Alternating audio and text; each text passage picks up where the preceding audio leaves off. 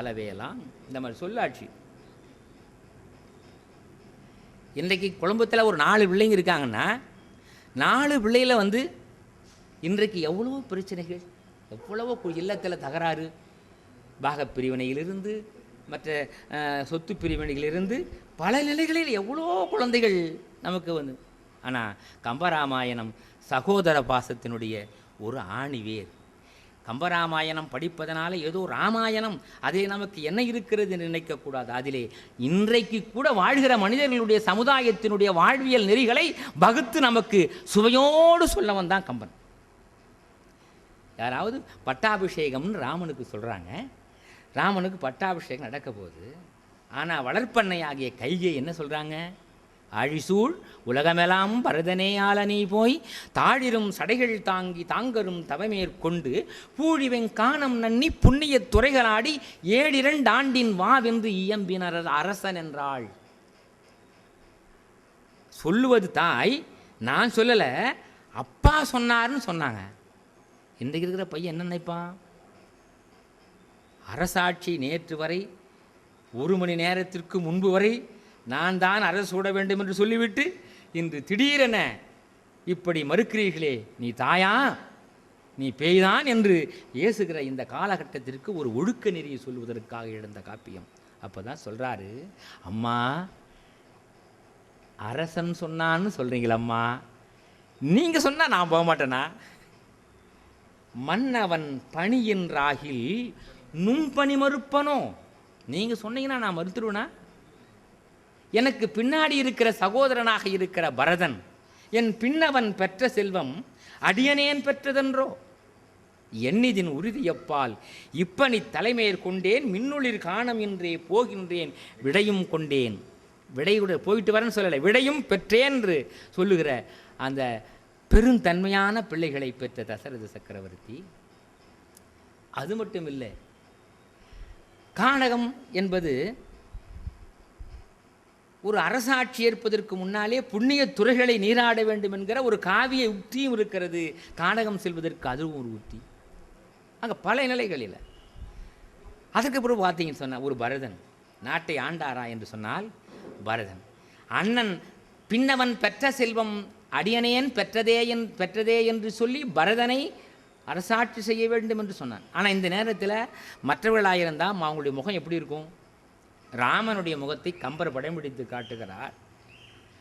சித்திரத்து அளந்த செந்தாமரையை வென்றதம்மான் பார் கம்பர். பட்டாபிஷேகம்னு சொல்லும் போதும் முகம் மகள வளர்ச்சியாக தான் இருந்தது. உனக்கு பட்டாபிஷேகம் இல்லை, நீ கானகம் செல்ல வேண்டும் என்று சொல்லுகிற பொழுது கூட அதே முகழ்ச்சியில் அந்த முகத்தில் எந்தவித மாற்றமும் நிறைவிடவில்லை. சித்திரத்து அளந்த செந்தாமரையை வென்றதம்மாய் இப்பொழுது எம்மனோரால் இயம்புதற்கு எளிதேயார்க்கும் செப்பரும் குணத்துராமன் திருமுகச் செவி நோக்கின் ஒப்பதே முன்பு பின்பு வாசகம் உணரக் கேட்ட அப்பொழுது அலர்ந்த செந்தாமரை வென்றதம்மா. அப்போ இன்பத்திலும் துன்பத்திலும் தான் எந்த அளவிற்கு இந்த வாழ்வியல் நெறிகளை கடைபிடிக்க வேண்டும் என்கிற நிறையை கம்பராமாயணம் நமக்கு சுவையாக நமக்கு கொடுக்கிறது. சரி, கானகம் செல்கிறார் ராமன். கானகத்திலே வேடுவனாக இருக்கிற கங்கைக்கரை வேடனை பார்க்கிறார். வேடனை பார்த்து அவனிடத்திலே பேசி அந்த கரையிலே ராமனை அழைத்து விட்ட போது எதிரிலே பார்க்கிற பொழுது பரதன் பல பேர் புடைசூட வந்து கொண்டிருக்கிறார். பார்த்த மாத்திரத்திலே ராமனிடத்திலே அன்பு கொண்ட வேடன், வேடுவத் தொழில் செய்கிறவன், மீன் பிடித்து தொழில் நடத்துகிறவன், பார்த்த மாத்திரத்திலே ராமனிடத்திலே அன்பு செலுத்தினான். ஆனாலும் அந்த அன்பு உண்மையான அன்பு. அதான் சொல்லுவாங்க, ஒரு நாள் பழகினும் பெரியோர் கேண்மை இருநிலம் விளக்க வேவிற்கும். 1 மணி நேரம் கொஞ்ச நாள் பழகினா கூட அந்த கங்கைக்கரை வேடன் ராமனிடத்தில் அவ்வளோ அன்பு வைத்திருந்தான். அது கடக்க முடியாத கங்கை ஆறு, கடக்க ஆழமான பகுதி, அந்த பகுதியிலே கடந்து சென்று அவரை சேர்த்து விட்டு திரும்புகிறான். எதிரிலே வந்து பார்க்கிற பொழுது பரதன் பல பேர் புடைசூட வருகிற பொழுது தூரத்தே நின்று பார்க்கிற கங்கைக்கரை வேடனுக்கு என்ன தெரிகிறது தெரியுமா? காட்டிலேயே கூட அண்ணன் வாழக்கூடாது என்று சொல்லி இந்த பரதன் பல பேர் அழைத்து கொண்டு வருகிறான் போலும் என்று சொல்லி தன் கையில் இருந்த வில்லை பூட்டி அடிக்க அந்த வேடன் நினைக்கிறான். அருகிலே பரதன் வருவதை பார்க்கிறான். பரதன் வருவதை பார்த்த உடனே சண்டைக்கு வர மாதிரி தெரியல, ஏதோ சோகமா முகத்தை அப்படியே அந்த சோகமிழந்த நிலையிலே தன் முகத்தை வைத்து கொண்டு வருகிற பொழுதுதான் கங்கைக்கரை வேடன் ஆச்சரியப்படுகிறான். அட, ஏதோ அண்ணனை எதிர்ப்பதற்காக வருகிறான் என்று நினைத்தேனே, ஆனால் முகத்தை பார்த்து சோகமாக வைத்து கொண்டு இருக்கிறானே என்று சொல்லி அப்படிதான் கம்பன் அந்த இடத்தை ஒரு சுவையாக சொல்கிறார். முதல்ல கோபப்படும் போது காட்டுவார், அந்த வில்லை எடுப்பான். அந்த கம்பனுடைய கவி நடைக்கே ஒரு தத்துவம் உண்டு. தட தட தடன்னு ஆகும். ஆட நெடுந்திர யாரு கடந்திவர் போவாரோ, அந்த அந்த வாசகங்களெல்லாம் சண்டை போடுற மாதிரியே இருக்கும். அது கம்பனுக்கு தான் அது தெரியும். ஆழ நெடுந்தரை யாரு கடந்திவர் போவாரோ, வேழ நெடும்படை கண்டு இளங்கிடும் இல்லாலோ, தோழமை என்றவர் சொல்லிய சொல்லொரு சொல்லன்றோ, ஏழமை வேடனி ரந்திலன் என்றனை ஏசார். அப்படி வில்லை பூட்டியவன் அருகிலே வந்த பரதனை பார்த்து அந்த வில்லை அம்பையும் கீழே போட்டுவிட்டு அப்பொழுது பரதனையும் ராமனையும் பார்த்த அந்த கங்கைக்கரை வேடன் ஒரு சான்றிதழ் தருகிறான். தாயுரை கொண்டு அம்மா சொன்னாங்க, தந்தை உதவிய தரணி தன்னை தீவினை, இந்த பட்டாபிஷேகம் இந்த நாட்சி ஆளு தீவினை என்று நீர்த்து இன்று அதையெல்லாம் உதறி தள்ளி சிந்தனையை முகத்தில் தேக்கி இங்கே வந்திருக்கிறாயே அண்ணனை அழைத்து போவதற்காக பரதா, 1000 ராமர் நின்கீழாவரோ. ராமனை பார்க்காது சொல்லவில்லை குகன். ராமனுடைய அழகை, அவனுடைய வலிமையை, அவனுடைய அற்புத்திறனை எல்லாம் பார்த்துட்டு தான் சொல்கிறாரு. 1000 ராமர் நின்கீழ் ஆவரோ பரதா என்று தாயுதை உதவிய தரணி தன்னை தீவினை அன்னனித்து சிந்தனை முகத்தில் தேக்கி போயினை என்றபோது புகழினோ தன்மை கண்டால் 1000 ராமரின் கீழாவரோ என்று சகோதரருடைய பாசம். சரி, சொந்த கூட பிறந்த சகோதரர்கள். ஆனால் ராவனிடத்திலே இருக்கிற தம்பியாக இருக்கிற ஐயா அவர்கள் அருமையான இந்த நூலிலே விளக்கம் சொல்லியிருக்கிறார்கள். நரசிம்ம பெருமாளனுடைய அவதாரத்தை வைத்துக்கொண்டு அந்த இரண்யனுடைய கதையை சொல்லி விபீடனை சேர்த்து கொள்ளுகிற பாங்கு. எதிர் அணியிலே இருந்து ஒரு வருகிறான் என்று சொன்னால் அதற்கு அருமையான ஒரு சான்றிதழை கும்பகர்ணனே சொல்லுகிறான். ராமா, என் தம்பி இருக்கிறானே வீடனன் உன்னிடத்திலே வந்து விட்டானே, என்ன காரணம் தெரியுமா? போர்க்களத்திலே பார்த்து கேட்கிறான் வீடனனை. வீடனா, ராமன் கேட்கிறான், வீடனா இது யார்? இது மலை போன்ற ஒரு தோற்றம் உருண்டு திரண்டு வருகிறதே போர்க்களத்திற்கு, யார் என்று சொல்லுகிற பொழுது சொல்லுகிறான் வீடனன், ஐயா இது எங்கள் சின்னண்ணா.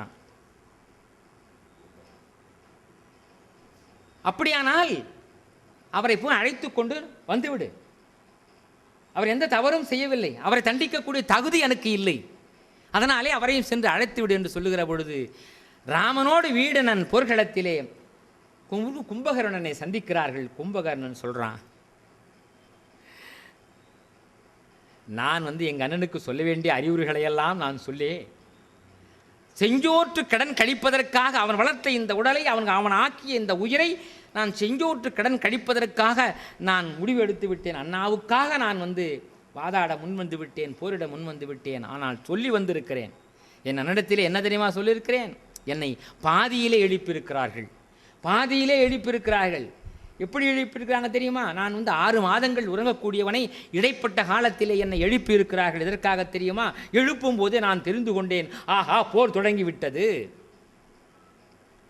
அந்த எழுக்கிறது, அந்த கும்பகர்ணனை எழுப்புறது தான். அங்கே ஒரு சந்தம் போடுவார் பார் கம்பன். இந்த அது முன்ன சுண்ணாம்பை உலக்கைய இடிப்பாங்க, அந்த காலத்துக்கு தகுந்த மாதிரி அருமையான சந்தை.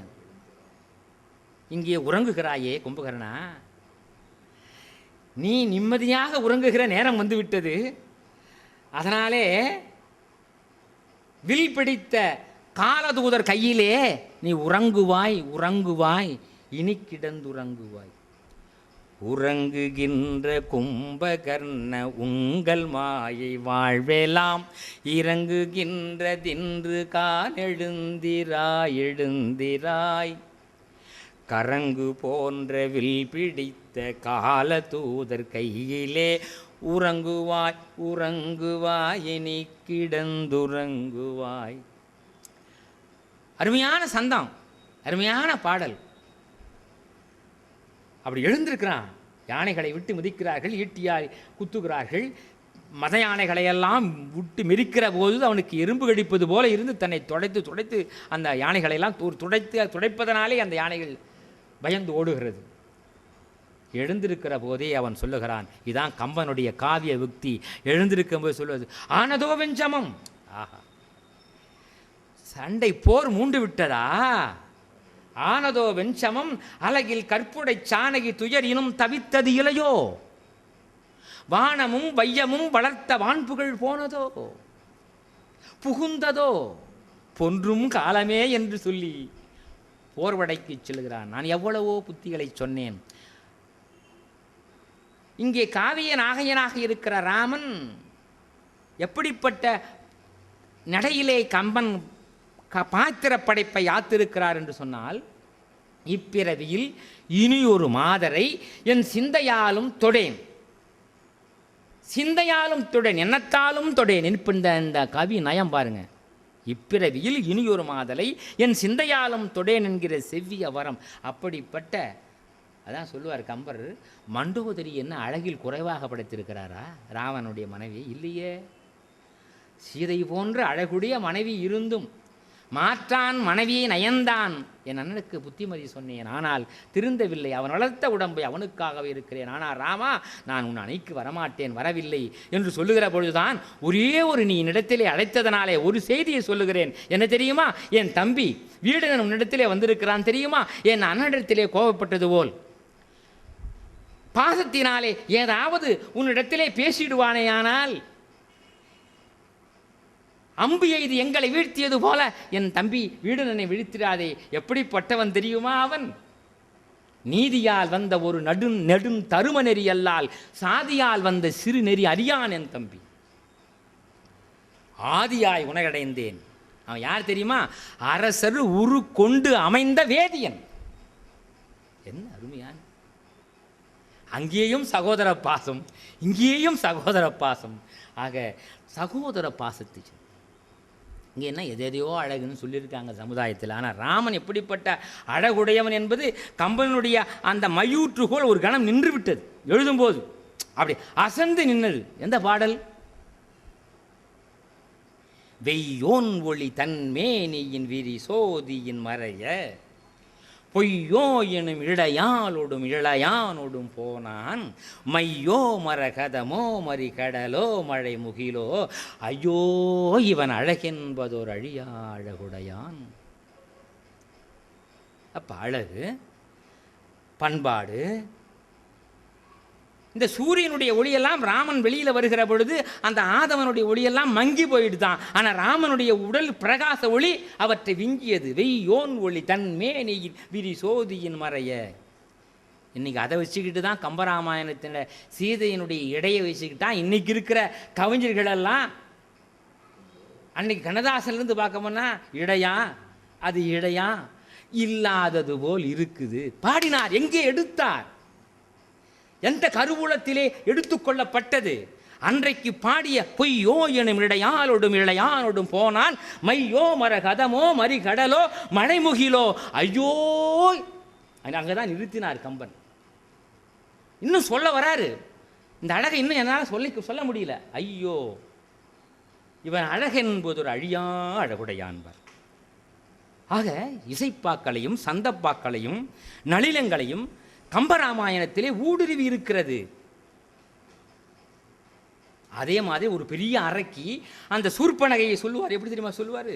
ராமனிடத்திலே மயில் கொண்டு வருகிறான் என் லட்சுமணனை பார்த்து அந்த சூர்பனகை அனுப்புகிற பொழுது அங்கே நாம் இந்த வடிவத்திலே செல்லக்கூடாது என்று தமிழ் இலக்கியங்களிலே எந்த புலவனும் எந்த கவிஞனும் செய்ய முடியாத ஒரு பெரிய சாசகத்தை மெல்லின எழுத்துக்களாலே ஒரு செய்யுளை அணி இலக்கணத்தோடு மோனை எதுகை என்கிற சீரெதுகை இலக்கணத்தோடு நயத்தோடு மெல்லி எழுத்துகளாக ஒரு கரடுமுரடான ஒரு வடிவம் உடைய அந்த சூர்பனகையை கம்பனை காட்டிலும் வேறு யாராலும் இந்த தமிழிலே நாம் சொல்லிவிட முடியாது. பஞ்சு ஒளிர் விஞ்சு குளிர் பல்லவ மணங்க செஞ்செவிய கஞ்சனிமர் சீரடிகளாகி அம்சொழில மஞ்சையன அன்னமென மின்னும் வஞ்சியன நஞ்சமென வஞ்சமகள் வந்தாள். இசை இருந்தது, நயம் இருந்தது, பொருள் இருந்தது, காப்பியத்தினுடைய ஓட்டம் இருந்தது. எந்த எண்ணத்தோடு இங்கே வந்திருக்கிறாள் என்கிற செய்தியையும் இங்கே சொல்லப்பட்டிருக்கிறது. இது போன்ற தமிழ் நடைவுடைய பாத்திரங்களை, காவியங்களை யார் சொல்லிவிட முடியும்? சிந்தனை செய்து பார்க்க வேண்டாமா? கம்பன், அதனாலே தான் கம்பன் கவி சக்கரவர்த்தி. சக்கரவர்த்தி என்று சொன்னால் கவியை ஆட்சி செய்கிற, கவியை ஆளுகிற ஒரு பெரிய மாபெரும் சக்கரவர்த்தி. கம்பன் கவி சக்கரவர்த்தி என்று போற்றப்படுவதற்கு. கம்பன் காலத்திலே வாழ்ந்த புலவர் ஒருவர் இருந்தார், ஒட்டக்கூத்தர். அவரும் திறமையானவர், இல்லை என்று சொல்லவில்லை. ஆனால் அவரிடத்திலே இருந்தது கொது ஆணவம். கற்றறிந்தோம் என்கிற கணம் இருந்தது. ஆனால் கம்பனிடத்திலே அது இல்லை. ஒரு சின்ன உதாரணம் சொல்கிறேன் பாருங்க.